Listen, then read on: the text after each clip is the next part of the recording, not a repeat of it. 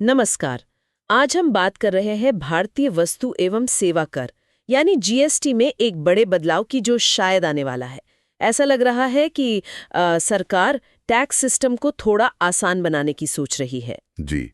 और साथ ही नियमों का पालन मतलब कंप्लायंस, उसका बोझ कम करना और जो जरूरी चीजें हैं उनको आम लोगों के लिए और किफायती बनाना। हाँ, जो ऑनलाइन जानकारी मिल रही है वो तो यही इशारा कर रही है कि ये जीएसटी में अगली पीढ़ी के सुधार हो सकते हैं। बिल्कुल। और इनका मकसद सिर्फ घरों को नहीं बल्कि कारोबारों को भी एक तरह से राहत देना हो सकता है। ये सिर्फ रेट बदलने की बात नहीं लग रही।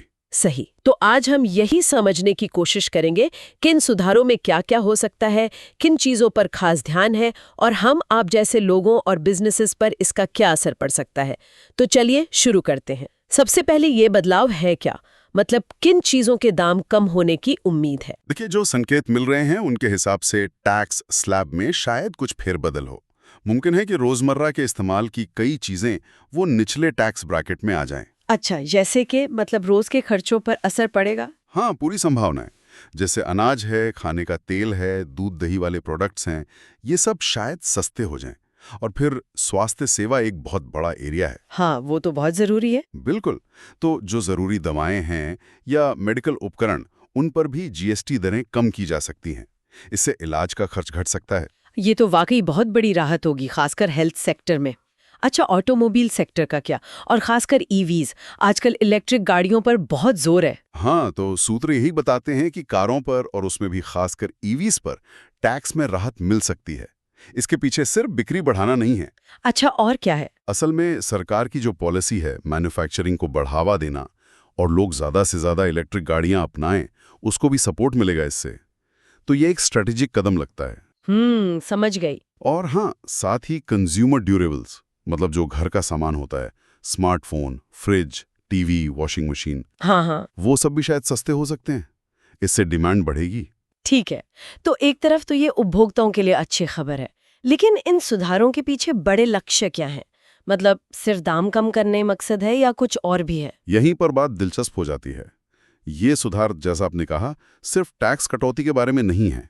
सूत्रों के हिसाब से 4 मेन एरिया हैं जिन पर फोकस है। पहला, एक सरल टैक्स स्ट्रक्चर। आसान टैक्स सिस्टम। हाँ, मतलब टैक्स स्लैब की जो जटिलता है उसे कम करना, ताकि रिटर्न भरना, नियमों को फॉलो करना आसान हो जाए। इससे तो बिजनेसेस को बहुत मदद मिलेगी, खासकर छोटे वालों को। बिल्कुल। और वहीं से दूसरा फोकस एरिया आता है ईज ऑफ डूइंग बिजनेस, मतलब व्यापार करने में आसानी। इसमें खास तौर पर एमएसएमईज और स्टार्टअप्स के लिए प्रोसेस को आसान बनाना शामिल है, ताकि वो ग्रोथ पर ध्यान दे सके। और बाकी दो?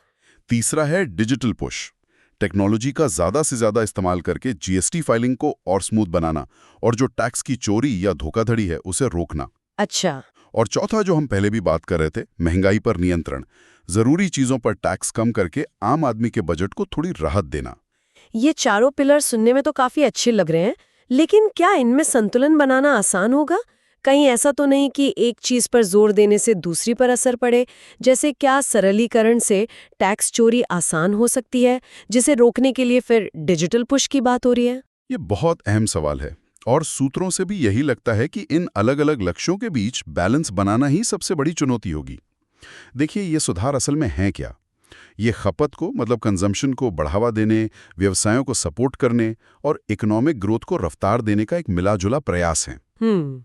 अगर हम इसे थोड़ा बड़े पर्सपेक्टिव से देखें तो एक ज़्यादा एफिशिएंट और सरल जीएसटी सिस्टम भारत की जो ग्लोबल कॉम्पिटिटिवनेस है उसे बढ़ा सकता है और लाखों लोगों के लिए ईज ऑफ लिविंग यानी जीवन जीने में आसानी, उसमें सुधार ला सकता है। तो कुल मिलाकर बात ये हुई कि ये जो संभावित जीएसटी सुधार हैं, इनका फोकस सरलीकरण, सामर्थ्य और आर्थिक प्रोत्साहन पर है।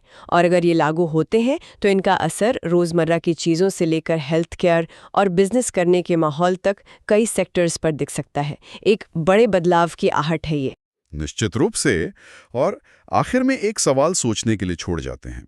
ठीक है, मान लिया कि लक्ष्य खपत बढ़ाना और महंगाई काबू करना है, लेकिन इस पर विचार करना जरूरी है कि निचला टैक्स स्लैब के लिए चीजों का चुनाव कैसे किया जाता है, क्योंकि कौन सी चीज सस्ती होगी और कौन सी नहीं, इसका असर अर्थव्यवस्था और समाज के अलग-अलग हिस्सों पर अप्रत्याशित तरीकों से भी पड़ सकता है। सिर्फ दरें घटाना ही सब कुछ नहीं है, है ना? किन चीजों पर घट रही हैं, ये ज्यादा मायने रखता है।